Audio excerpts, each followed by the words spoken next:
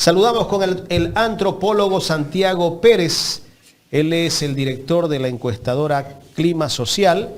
Con él vamos a conversar los próximos minutos. ¿Cómo está, Santiago? Buenos días. Hola, buenos días, Jaime, Gustavo. ¿Cómo están? Espero que se encuentren muy bien. Disculparán nomás porque nos pasamos unos minutos con la prefecta de Pichincha, ¿no? Estuve muy atento y muy interesante la entrevista. Gracias, Santiago. Santiago, ¿cómo ver este panorama político para el 2025? El gobierno, pues, tratando de posicionar su discurso.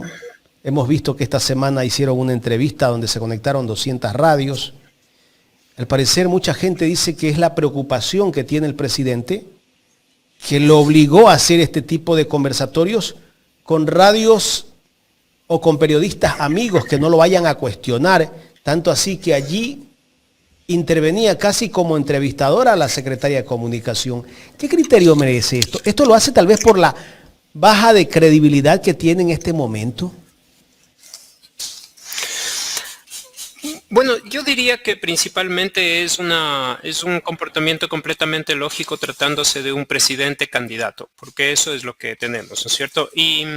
Y por lo tanto, siempre lo que vamos a tener, y acostumbrémonos probablemente a que esa sea una tónica, es que un presidente candidato, además, siendo uno de los hombres pertenecientes a una de las élites más poderosas del Ecuador, siempre van a buscar esto que vimos, que lo vemos manifestándose, es decir, utilizar todos los recursos que están a su alcance para lograr posicionarse, para lograr obtener el respaldo que están buscando para las campañas electorales, puesto que esa es su lógica, así ven ellos la vida, la política, y por lo tanto yo diría que es un acto normal de campaña y de la comunicación de un presidente que también está de candidato, y que lo que vamos a ver a lo largo de esta campaña es exactamente eso, es decir, a un presidente candidato utilizando todos los mecanismos de acercarse que le permita el poder y los recursos económicos para lograr su reelección. Que eso tenga un resultado electoral y que eso conlleve a un éxito electoral está por verse. Me parece que de todas maneras, más allá de toda esta esfera de la comunicación, por sobre esa esfera transcurre un mundo real de una población principalmente empobrecida, endeudada, complicada en muchos sentidos, y que también estará de ver y poner el ojo en esa población a ver cómo va a ser su comportamiento político y electoral en las próximas elecciones. Claro, bueno, el presidente de la República, en lo que intervino en esa entrevista, casi destacaba mucho los logros de su gobierno. Hablaba de que se ha reactivado la economía, que en temas de inseguridad se ha bajado un 20% la inseguridad, pero no muestra cifras. O sea, él habla pero sin mostrar cifras, ¿no? Y muchas cosas. Hablaba que se están solucionando muchos problemas. El tema de inseguridad, más que todo, fue lo que más énfasis hizo. Y siempre dice el presidente que no hay que arriesgar lo que se ha logrado, pero si sigue en aumento la extorsión, por lo menos acá en Guayaquil sigue en aumento, el tema de delincuencia sigue aumentando, no solamente en Guayaquil, sino en todo el Ecuador. Tanto así que los transportistas tienen que irse a un paro porque les roban o los asesinan. Van a parar el día lunes, 2 días van a parar, lunes y martes me parece, porque ya no soportan esto. Él está vendiendo, ¿qué vende? Yo pondría en consideración unos 3 conceptos para que podamos hacer un análisis de lo que está ocurriendo. Y es interesante mirar cómo se comportan los actores políticos, en este caso el gobierno, a través de sus mecanismos de comunicación, para entender un poco también cuál es la lógica que está en el fondo, ¿no? Entonces, el primer término que quiero poner en el tapete se llama marketing político. Y el marketing político es toda una tecnología que ha sido utilizada profusamente por los gobiernos y por los candidatos y por los partidos políticos en la última época para tratar de publicitar, digamos, ¿no es cierto?, y de mejorar sus capacidades comunicacionales. más allá del marketing político tenemos la comunicación política, que debería ser este contacto entre el gobernante y los ciudadanos, y de tal manera que pudiera haber como una conversación. Creo que la comunicación del gobierno no llega a ser una comunicación política como tal, sino que es más bien un marketing político. Y tengo la duda de saber hasta dónde y cuánto va a funcionar. En principio me parece que hay condiciones estructurales que tienen que ver con la situación de la población, por un lado, pero también otra determinación muy grande que tiene que ver con la capacidad gubernamental. Es decir, que tenemos a un presidente bastante inexperto, por ponerle así, muy poco preparado para ejercer la presidencia, a un equipo de gobierno muy poco preparado para ejercer el gobierno, y un conjunto entre el presidente y sus colaboradores absolutamente incapaz de mirar esto como un proyecto político de a de veras, y parecería que esto es una campaña electoral, pero no es un proyecto político que está en el fondo. Esas son las sensaciones que tengo yo en este momento. Sin embargo, también me llama la atención porque no es cierto que el presidente se haya derrumbado. La calificación del presidente tiene un saldo positivo. A veces las encuestas cometen, o los encuestadores cometen el error de imponer sus sesgos privados, individuales, y interpretan lo que quieren ver de las cifras y no están viendo un poco la objetividad de lo que estamos viendo en el promedio de la mayoría de las encuestas, en las que el presidente Daniel Noboa tiene todavía un saldo positivo. ¿Qué quiere decir esto? Que él cuenta con un respaldo de la población. Si bien este ha sido disminuido de manera significativa por los errores, por muchas otras causas, de todas maneras sí hay todavía una cierta conexión, y eso lo podemos ver y lo podemos sentir en el estilo y la calidad de la comunicación que tiene el presidente a través de las redes sociales, a través de la comunicación con los recursos de la presidencia de la República, etcétera. Todavía tiene un nivel de convocatoria y lo va a seguir explotando hasta donde pueda. Es un hombre joven y me parece que tienen mucha energía al respecto, ¿no? Sin embargo, también hay como unas nubes que se ciernen en el camino, ¿no? ¿Cuánto va a aguantar la población? Principalmente, diría yo, esa es mi gran pregunta, el incremento de la gasolina. Cuando sube la gasolina, sube todo. Y eso es indefectible, por más que pataleen los economistas diciendo todo lo contrario. Sube la gasolina, sube todo, y por lo tanto sube también una sensación de malestar de la situación económica, y esa es la gran encrucijada con la que se enfrenta el panorama, el escenario político en el corto y mediano plazo. ¿Cuánto va a aguantar la población? Y esto cómo va a conducir hacia el proceso electoral de inicios del próximo año. Creo que esa es la gran pregunta que tenemos que hacernos. Estimado Santiago, saludos cordiales. Pero ya estamos a 3 meses de inscripciones de candidatos, 4 meses en el que ya oficialmente podría arrancar la campaña electoral, y se habla de unidades, ¿verdad? De las unidades de las izquierdas, y también se habla de la dispersión de la derecha, porque ahora resulta que dicen que hay acuerdos para que ciertos candidatos que en las elecciones pasadas participaron, ahora no interfieran para que el actual presidente pueda tener mayores posibilidades. Pero hay partidos, como Construye, que no están alineados en esa posición. Y en el caso del progresismo o de las izquierdas, pasa algo todavía confuso, ¿verdad? Donde la CONAIE quiere acercamientos con la Revolución Ciudadana, y ciertos actores que dicen ser de izquierda quieren también acercamientos, pero al final no hay esa unidad. ¿Cómo ve el elector todo este juego político, electoral? Sí, bueno, he tenido la oportunidad de ser un actor y observador de la política ecuatoriana durante bastantes años, y lo que puedo es como un déjà vu. Decir que cada vez que hay un proceso electoral, se avecina un proceso electoral, se habla de la unidad de las izquierdas. Yo tengo como 40 años mirando la política nacional y nunca he visto la famosa unidad de las izquierdas, y creo que eso me lleva a poder apostar unos 100 dolaritos a que esa unidad de las izquierdas no se va a dar nunca, porque nunca se ha dado, y me parece que es simplemente pura palabrería, que se reúnen a conversar y realmente no hay nada que en realidad les esté llevando algo objetivo, que les esté llevando a una obligación de unirse, como pasó con la izquierda francesa recientemente. Fue el temor de la extrema derecha, la necesidad de detener el avance de la extrema derecha, lo que lleva a la izquierda francesa a unirse. Y pienso yo que la primera vuelta van a ser una especie de primarias de ambas tendencias, tanto del sector progresista de izquierda como de la derecha también.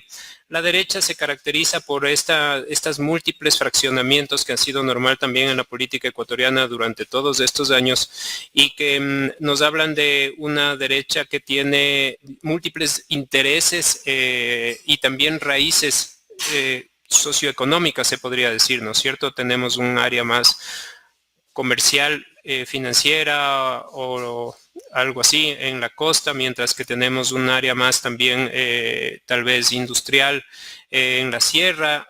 Hay ciertas diferencias en los sectores empresariales y también en las élites políticas y sociales del Ecuador, que hacen que estas unidades no sean tan posibles, al menos en una primera vuelta.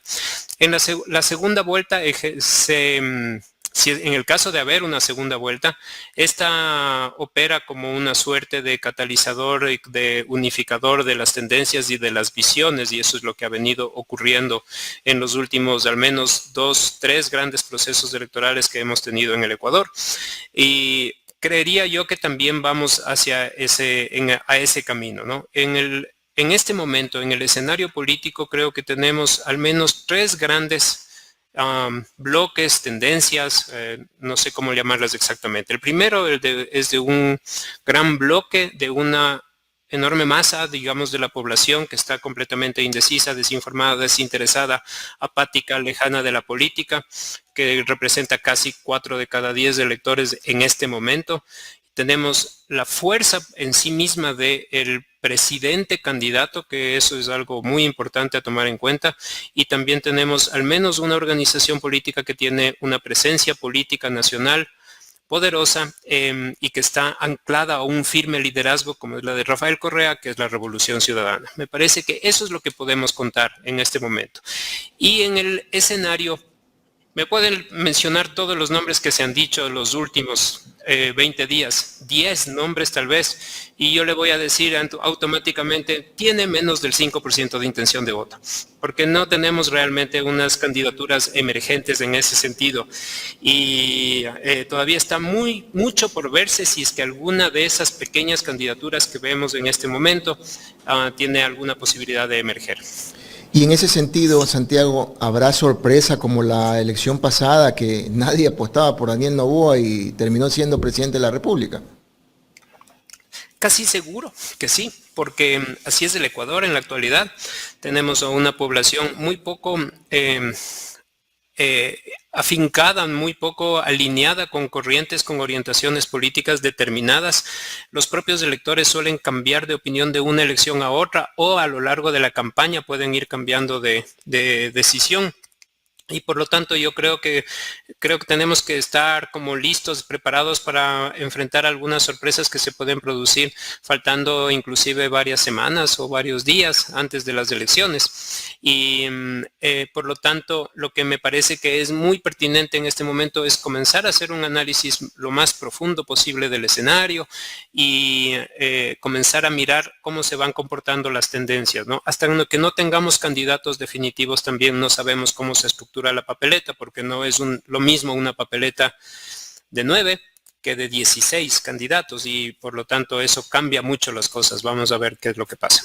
Santiago, lo que sí está claro es que, por ejemplo, en el caso de la Revolución Ciudadana hay un voto duro, un voto seguro, pero hay analistas que dicen que no le alcanzaría a Revolución Ciudadana, y especialmente porque ya han habido 2 elecciones en el que en la segunda vuelta no ha podido tener esa fortaleza.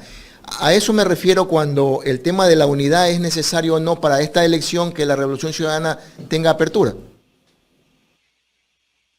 que no pasa tan necesariamente en el acuerdo entre organizaciones políticas y dirigentes y que aparezcan en la papeleta los números, las siglas de distintas organizaciones políticas. Creo que eso no tiene tanta incidencia electoral cuanto que, hablando específicamente de la Revolución Ciudadana, tengan esta habilidad que no ha logrado en las dos anteriores elecciones presidenciales, de no solamente tener el mejor candidato en términos de atributos y de capacidades, sino que puedan hacer una campaña que pueda convocar a más electores de los que habitualmente han votado por esta opción política.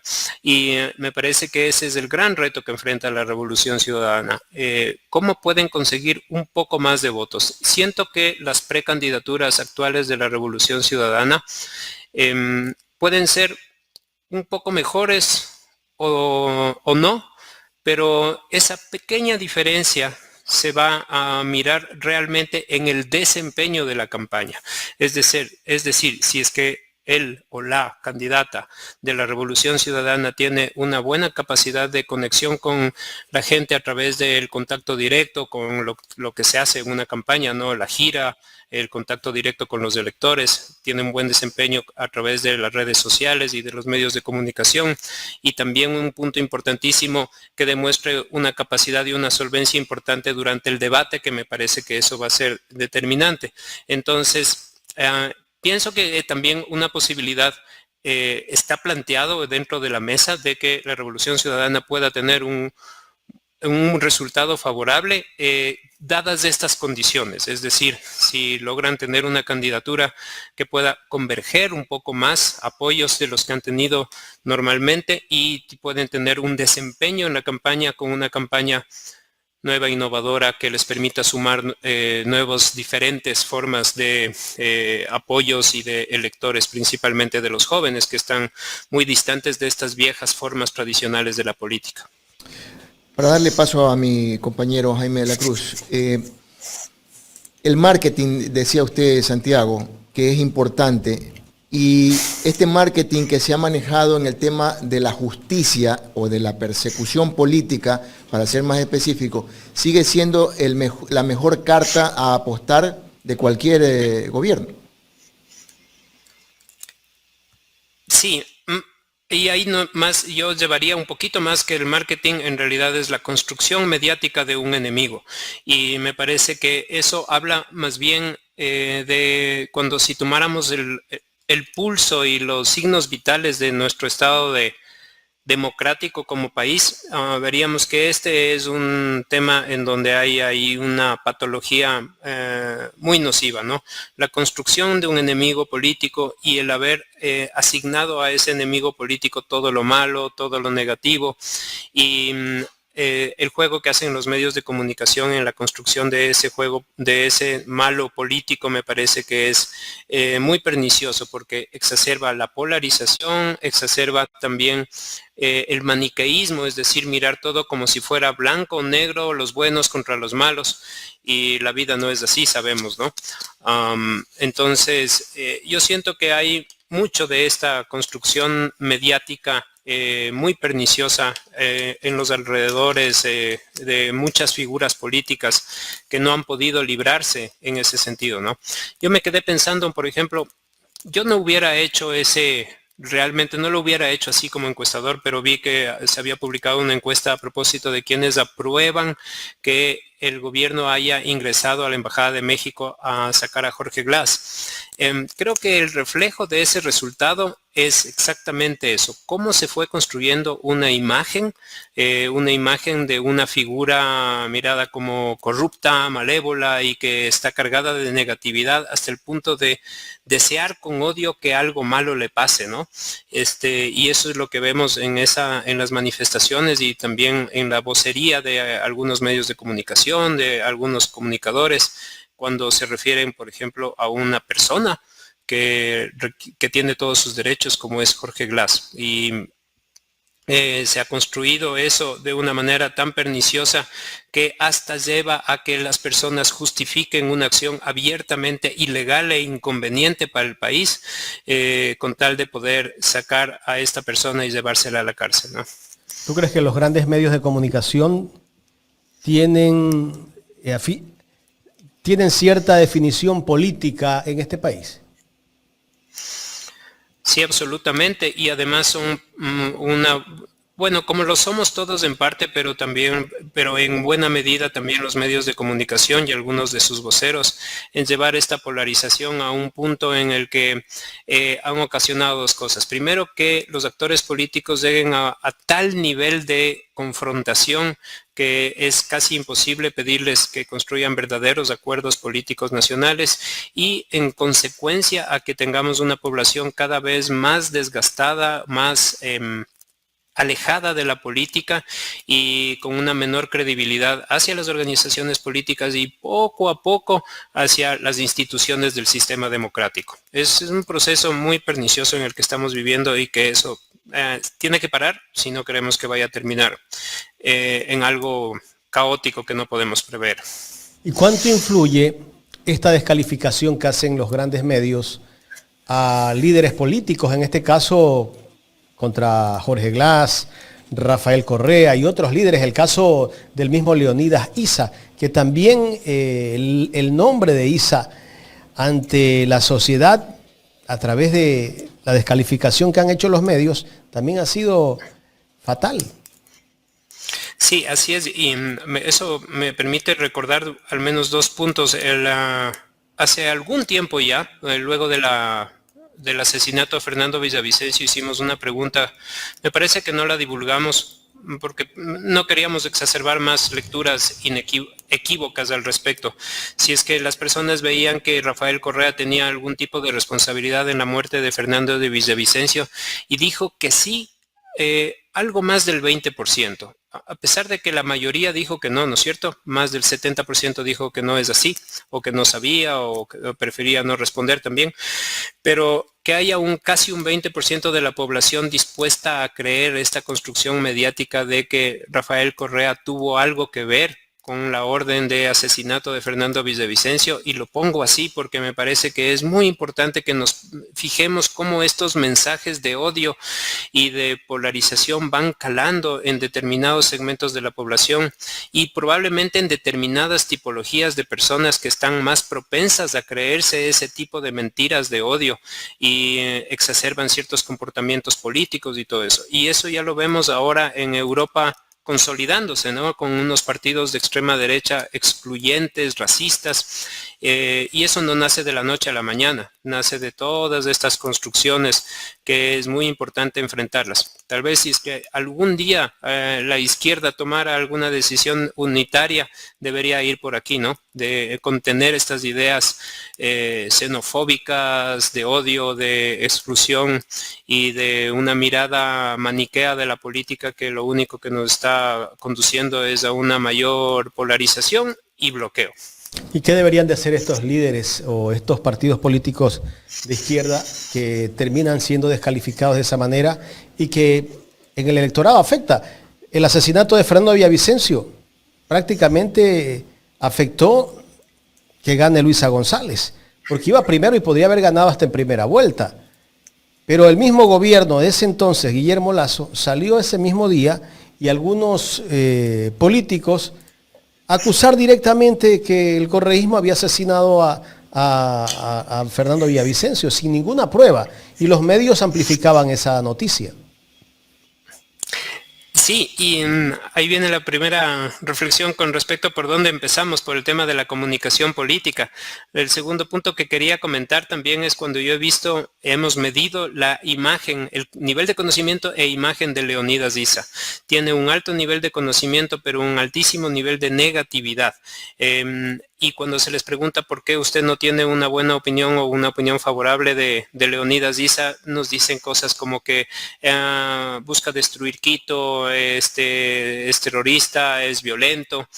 Entonces, tal vez puede ser que por un lado sí se le puede echar la responsabilidad, la culpa a este esfuerzo de construcción mediática que se ha hecho sobre la imagen de este líder social, pero también podría ser las incapacidades de los movimientos progresistas de contar con una comunicación más moderna, con una comunicación más eficaz que pueda combatir, lidiar la batalla de la comunicación también en esa propia arena y que muestre lo que verdaderamente es este liderazgo, ¿no es cierto? Que es un liderazgo comunitario, que es un liderazgo social y que realmente, de lo que yo le he escuchado, nunca ha propuesto tirar bombas ni incendiar Quito, pero está construida esa imagen, ¿verdad? Entonces, yo diría que ese es un poco el reto también, ¿no? De las fuerzas progresistas que quisieran contrastar y combatir todo eso, el dar un poco un salto en términos de una mejor capacidad de comunicación política y tal vez eso les podría llevar también a converger en algunos asuntos fundamentales que les permita avanzar en un proceso de unidad, al que, como digo, le veo muy, muy difícil que se vaya a dar en estas elecciones. Santiago, hablemos un poco también de las proyecciones. El gobierno insiste en que dos mediciones lo ponen en un porcentaje, uno al 52%, otro al 50%. Pero en cambio hay otras mediciones que dicen que está mucho menos que eso, la mitad de eso. ¿Podrá mantenerse con ese anhelo el gobierno si sigue vetando leyes importantes, si continúa en su plan de no generar empleo, de no dar seguridad, de pelearse con los sectores laborales a través de la eliminación de leyes que ya se consiguieron? ¿Cómo se ve esa proyección, pese a que el gobierno insiste de que está en buenos niveles de aceptación? Sí, yo me trato de poner en este momento en los zapatos de los comunicadores del gobierno y también lo que suele estar ocurriendo, siempre ocurre en todas las organizaciones, en todos los espacios de decisión política, es que existe un poco de automentira, ¿no? Entonces, decir que estamos en el 50% puede ser bueno o puede ser malo, dependiendo de cómo se lo vea. Y ellos creo que quieren ver que están bien. En realidad, cuando uno mira los estándares de evaluación de la opinión pública, si un presidente se encuentra en funciones, dice la regla, ¿no? Debería estar por encima del 60% de calificación y debería partir un intento de reelección con más del 40%, que de tal manera que eso se pueda convertir o en más adelante, reclutando los votos de los indecisos, en el 40% más 10 con 10 de diferencia, que es lo que necesita para ganar en una sola vuelta, que creo que debería ser el negocio al que apunta electoralmente Daniel Noboa, o ganar en la segunda vuelta con más del 50%. Si hay una segunda vuelta, yo pienso que ya hay un principio de derrota de Daniel Noboa y me parece que se va a enfrentar a un escenario bastante complejo. Pero me parece que también lo que buscarán a lo largo de estos meses que quedan del año para poder tratar de cerrar con algunos logros y con algunas conquistas importantes en términos de gestión gubernamental. Por eso ha sido tanto el esfuerzo fiscal, porque saben que necesitan recursos para afrontar la campaña electoral y por lo tanto lo que vemos en este momento es que con todos los esfuerzos que se han hecho, lo que han logrado tener al menos se preveería que puedan tener un colchón económico para enfrentar esa parte del proceso político. Dicho esto, reitero nuevamente, ¿no? Yo no le veo a la candidatura de Daniel Noboa de ninguna manera muerta, está muy viva, muy latente, con unas posibilidades. También tiene unos enormes riesgos y unas enormes limitaciones que tienen que ver con esto, ¿no? Con cómo va a evolucionar la calificación de su gestión a lo largo de estos meses, si es que van a poder hacer algo en concreto. Y eso pasa también por las capacidades gubernamentales, por las capacidades de su propio equipo de trabajo y de él como gobernante. Y ahí empiezan un poco los asteriscos a ponernos a pensar si es que serán capaces de lograrlo, ¿no? Hablábamos anteriormente de que en las próximas elecciones puede haber una nueva sorpresa, pero lo que sí está claro es que estas elecciones tienen dos grandes liderazgos: la Revolución Ciudadana y Daniel Noboa, actual presidente. Todo se enmarca ahí. Entonces, en ese proceso ya acabamos de definir la proyección del actual candidato, pero la Revolución Ciudadana se encuentra en este momento en mostrar sus posibles candidatos, ¿verdad? Esa proyección que no está alejada de la crítica de la prensa hegemónica, de la crítica del poder de la derecha, ¿le podría afectar también? Sí, yo reitero que me parece que quien sea él o la candidata de la Revolución Ciudadana tiene más o menos, cualquiera de las cartas tiene más o menos las mismas posibilidades de entrada. ¿Por qué? Porque tiene una base importantísima de apoyo inicial que representa la fuerza política de la Revolución Ciudadana. Y todo dependerá de que esta candidata o candidato tenga una capacidad de mayor reclutamiento de voto y que sea un candidato bueno ya propiamente en el desempeño de la campaña, ¿no? Y también creo que, como has mencionado, Gustavo, el otro punto tiene que ver con la resistencia al embate mediático y político judicial que tiene esta organización. Sus líderes están perseguidos, juzgados, sentenciados en algunos de los casos. Y eso determina mucho el comportamiento político de esta organización.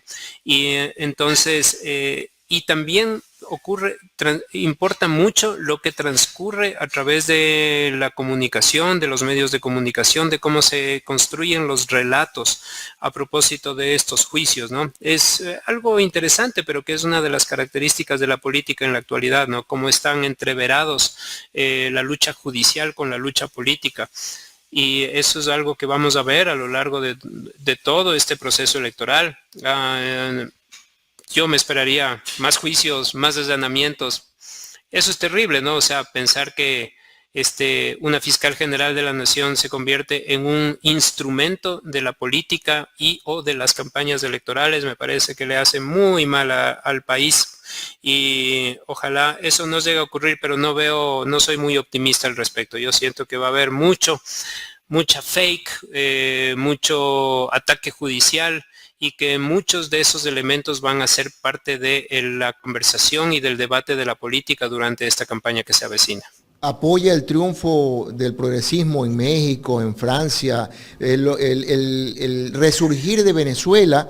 Se ha visto en las redes sociales cómo Venezuela está cambiando, está creciendo económicamente. Inclusive ayer leía que ya hay acercamientos entre Estados Unidos y el presidente Maduro para cambiar un poco los acuerdos y darle impulso a Venezuela en la parte económica. Todos esos triunfos que están teniendo las izquierdas en el mundo, ¿podría calar en algo acá? Puede ser que tenga algún tipo de efecto. Quisiera comprenderlo mejor para poder tener una respuesta más cabal al respecto. Y también podría ser que los fenómenos circenses que vemos en el otro lado también podría ser que estén afectando o incidiendo de alguna manera, ¿no? Yo pienso que es más o menos claro a estas alturas que el gobierno de Javier Milei va directo hacia un hoyo, un enorme fracaso, y yo creo que eso también podría ser que tenga una incidencia, porque es el representante de la más dura línea del liberalismo político y de lo que se podría denominar una nueva extrema derecha en Latinoamérica. Correcto. Estamos dialogando con Santiago Pérez, director de la encuestadora Clima Social. Santiago, ¿hasta cuándo la ciudadanía podrá seguir creyendo en el discurso de la mentira? porque si bien es cierto, hemos visto que todos los días nos hablan de que están haciendo cosas y que al final del día nosotros nos damos cuenta que lo que nos están diciendo a través de los medios, en entrevistas y todo, no es la realidad. El presidente de la República sigue mintiéndonos casi que todos los días. ¿Hasta cuándo puede sostenerse ese discurso de la mentira? Yo veo con mucho interés y también con así como una gran interrogante a propósito de las capacidades comunicacionales que tienen estas nuevas figuras en la política, no solo en el Ecuador, sino también en el mundo, ¿no? Son personajes que han emergido mucho a través de su contacto con la ciudadanía, con las personas a través de las redes sociales y que son capaces de ejecutar, representar una dramática teatral, digamos, ¿no? Que le gusta a las personas y que conseguir esa adhesión mucho más allá de las, no tanto mucho más allá nomás pongámosle, de las condiciones estructurales, ¿no? Entonces, es un poco el resultado de toda esta distancia que ha tomado la población con respecto a la política. Si a mí no me gusta la política, no me gusta ningún partido político, no me identifico con una tendencia y con una ideología, no tengo ningún problema en expresar una adhesión que puede ser más lúdica, estética, de una simpatía emocional, pero que no tiene ningún trasfondo ideológico ni político.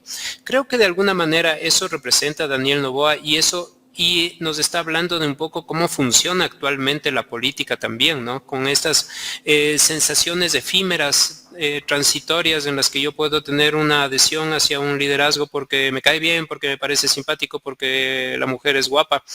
Y eso puede cambiar tampoco porque no tiene una raíz muy profunda. Así que su pregunta, Jaime, en ese sentido es justamente la pregunta de qué es lo que va a pasar con este país tan empobrecido, tan golpeado, y cómo va a reaccionar en ese sentido en las próximas elecciones. Pero también está un poco en la responsabilidad de los actores políticos de ofrecer salidas, ¿no? Y saber comunicar esa oferta de salidas. O sea, no está solamente en las capacidades de TikTok de el presidente, saber si es que va a tener un resultado favorable o no él, sino también en sus contrincantes, si es que pueden hacerle frente a esa maquinaria publicitaria con una comunicación política verdadera. ¿Y quiénes le podrían hacer frente al actual mandatario que va como candidato a la nueva elección? Porque no es reelección, dicen. Sí. Aquel o aquella que esté mejor conectado en un determinado momento con los anhelos, con lo que está buscando la gente. Las elecciones son una búsqueda. Las personas buscan en quién depositar su confianza. Entonces, esa búsqueda no está determinado en un sentido como estructurado, digamos. No es que estamos buscando un hombre, una mujer, un joven, un viejo, una persona de la sierra o de la costa. En realidad, es la figura que se necesita en cada circunstancia que encarna lo que son los anhelos y las necesidades de la mayoría.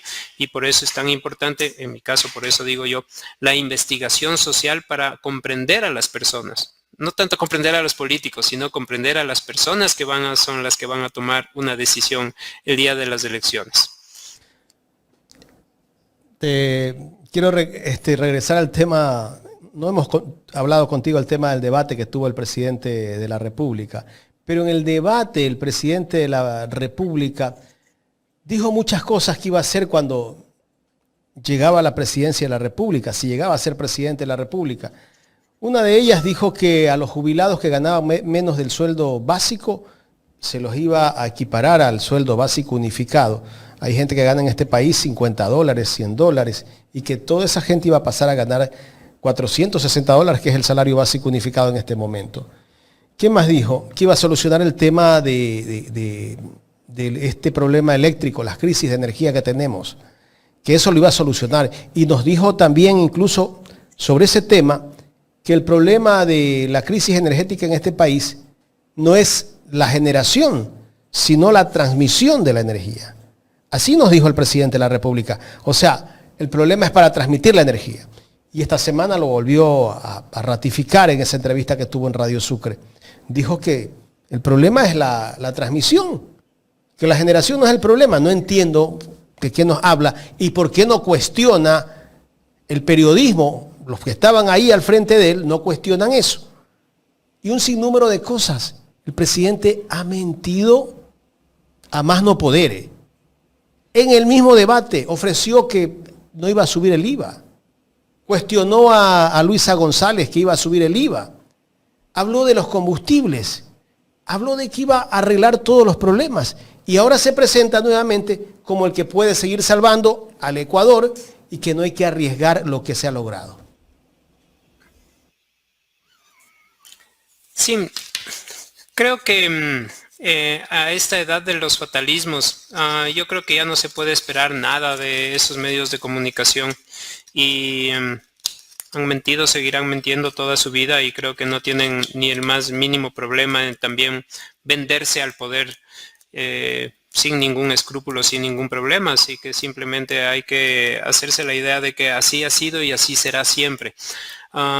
Y que también yo diría que un poco la gran pregunta es si la gente, si las personas pueden comprar esas versiones, pueden comprar esas estrategias comunicacionales, será porque ha faltado en realidad en el fondo una pedagogía política, una capacidad orgánica de que las organizaciones políticas verdaderas que hacen territorio, que están con una presencia social, puedan hacer una mejor pedagogía política de la población, de tal manera que no se trague con tanta facilidad ese tipo de construcciones mediáticas, ¿no?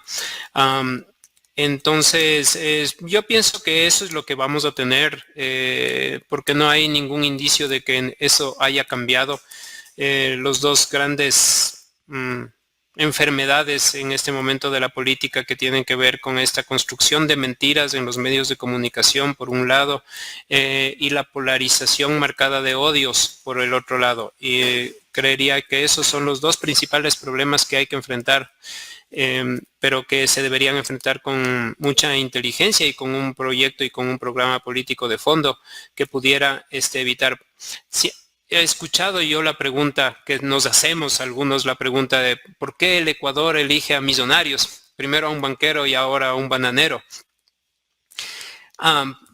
No sé si la pregunta está bien formulada y probablemente lo que tenemos que preguntarnos es ¿cuál es el estado de la cultura política ecuatoriana que hace que los ecuatorianos tengan tan poca propensión a mantener una línea más o menos coherente de orientación de pensamiento que se refleje en una votación consistente? Y eso es lo que no hemos tenido desde hace tiempos, ¿no? O lo hemos perdido probablemente también. Y creo que ese es el reto de realmente en términos de la transformación política que hace falta en este país, porque si no siempre vamos a seguir viviendo lo mismo. O sea, ¿cuál va a ser el próximo millonario o estrella de Hollywood que vamos a elegir como presidente? Santiago, quiero agradecerte por tu tiempo en esta mañana. Permíteme solamente hacerle una pequeña pregunta, Santiago. En las dos últimas elecciones el voto determinante ha sido el voto joven y el voto femenino. Ese voto seguirá pensando de la misma manera. Tú acabas de definir algo importante, ¿no? El anhelo de que un millonario, de que un, entre comillas, exitoso hombre de poder pueda gobernar este gobierno. Viene de esos votos. ¿Cómo se vería en las próximas elecciones? Pensando en el hecho de que yo conversaba ayer con un vecino que tiene un negocio pequeño y preocupado decía, es impresionante ver cómo la juventud, jóvenes de entre 15, 16, 17 hasta los 20 años, se están abocando ya a lo fácil y están dejando a un lado la educación. Inclusive se están rebelando contra sus padres. Y muchos dicen que ese voto es el que nos está llevando a donde estamos. Sí, ahora lo que me lleva a mí a comentar que el voto para conseguir la votación y lograr el resultado electoral no solamente se necesita o el voto de los jóvenes o el voto de un determinado segmento, que es lo que pasó con Daniel Noboa, porque Por Daniel votaron, sí, los jóvenes en una proporción muy grande, muy importante, pero también votaron adultos mayores, y yo lo tengo registrado eso en los estudios que hemos hecho, por quién votó, y vemos en el cruce de comunidad que muchos adultos mayores votaron por Daniel Noboa. Y en cuanto a segmento socioeconómico, en el nivel socioeconómico bajo y medio bajo también, me parece, ganó Luisa González, mientras que Daniel Noboa ganó en un estrato socioeconómico medio y medio alto. Y entonces ahí un poco cuáles fueron las teclas que tocó Daniel Noboa en ese nivel socioeconómico bajo, pero también los jóvenes, medio, perdón, ¿no?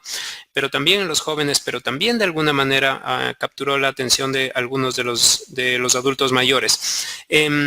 Estas medidas podría ser que están ocasionando que Daniel Noboa vaya perdiendo respaldo en algunos de los que fueron sus nichos de apoyo. Y eso es lo que yo he visto también en los estudios recientemente, que la calificación de la gestión del gobierno es más baja en los niveles socioeconómicos más bajos también. Lo mismo le ocurrió a Lenín Moreno y lo mismo le ocurrió a Guillermo Lasso, que aun cuando estaban en el pico más alto de su calificación en el año 2017, finales de 2017 en el caso de Lenín Moreno, y a finales de 2021 en el caso de Guillermo Lasso, el primer orificio que presentaron en términos de cuando exploramos las tablas de estadísticas de la investigación, veíamos que iban perdiendo apoyo primero en los sectores populares y después de eso permeaba hacia los sectores medios y finalmente en el resto de la población. Y eso es un poco lo que yo estoy viendo también que está ocurriendo. El gobierno de Daniel Noboa no tiene un apoyo en los segmentos socioeconómicos más bajos y conserva un apoyo importante en el segmento socioeconómico medio y medio alto. ¿Cuánto va a permanecer eso? No podríamos adivinar, pero me parece que también eso nos lleva a la conclusión de que tanto el gobierno como las elecciones están marcadas por esta necesidad de combinar y de integrar la diversidad de los electores y de la sociedad ecuatoriana para lograr en un caso gobernabilidad y en el otro caso resultados electorales exitosos. Muchas gracias, Santiago. Gracias, Santiago Pérez.